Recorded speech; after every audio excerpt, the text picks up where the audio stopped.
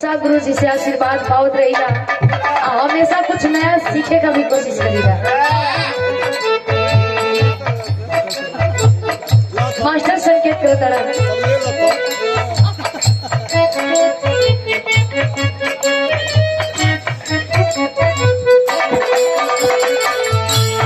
और ये आशीर्वाद दिया गया।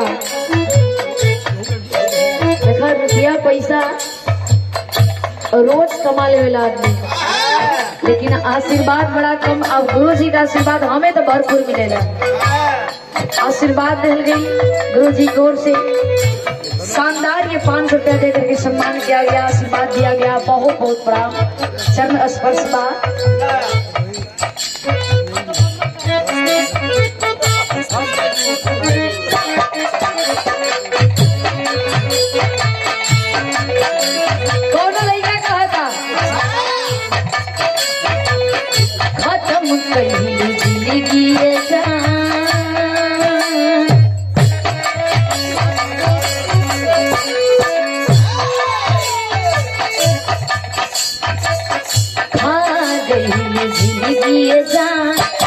मोहब्बत के खेल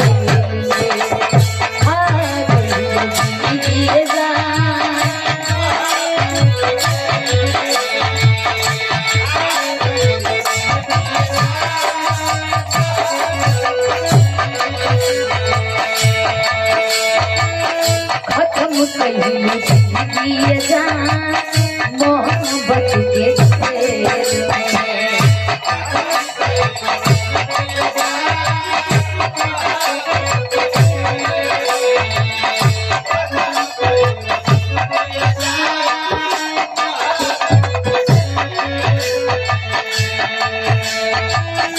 सुनी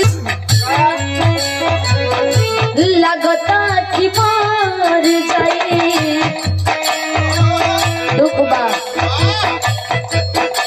कि जा तोरा से ही उम्मीद ना कैले रहनी, तू हमें धोखा दे देबू। लेकिन ए बेवफा हमार दिल तोड़ ले बाड़ू न, तुम्हारो दिल टूटी कहे का मन कर मार जाई कटिए के रेल में, मन कर मार जाई कटिए के रेल में। ए खा गईलू जिंदगी जा खत्म कईलू जिंदगी नहीं।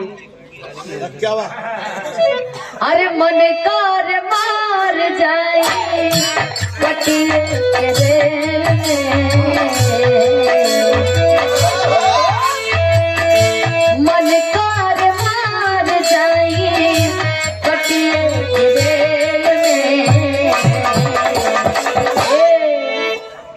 खा गईलू जिंदगी जा खत्म कईलू जिंदगी जा मोहब्बत के खेल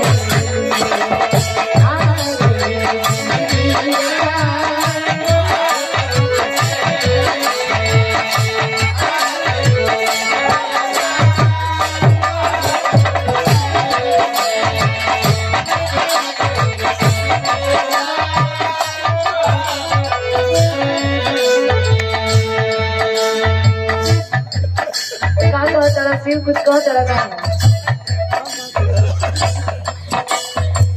ये अदा भोजपुरी म्यूजिक ना, अदा भोजपुरी अदा म्यूजिक आदित्य भाई की ओर से सम्मान आइल बा, सुंदर पुष्पहार।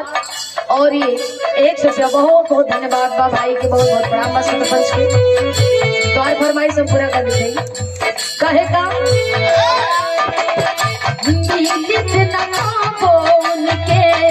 लसियो रे थे नीलित न खाबो उनके,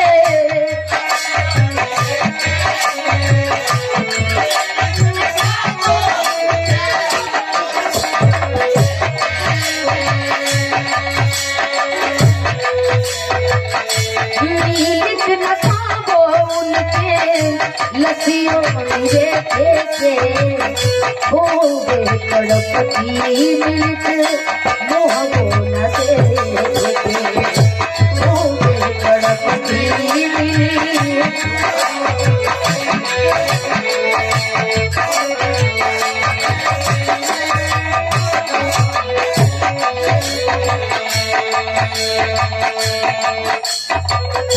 मिलत न पावो उनके लसियों देखे खूबे तड़पती मिलत मोहबो न देखे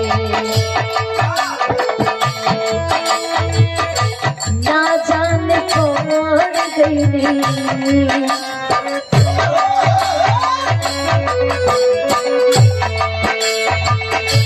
ना जाने पड़ गई के करौमेल में लागता कि पड़ गई बाबा के झमेल में। सही करिया गुरुजी, सही करिया। अरे लगता कि पड़ गई बाबा के झमेल में। सही है, सही है, सही है।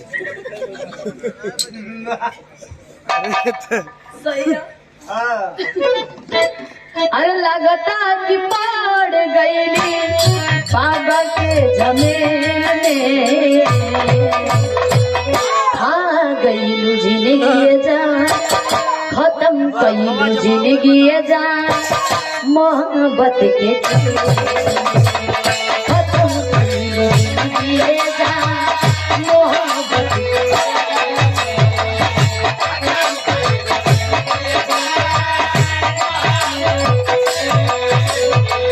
और ये लाल भरत एंटरटेनमेंट साथी पड़ गई के करो मेल में। लागता कि पड़ गई के करो मेल में। खा गईलू जिंदगी जा खत्म कईलू जिंदगी जा मोहब्बत के।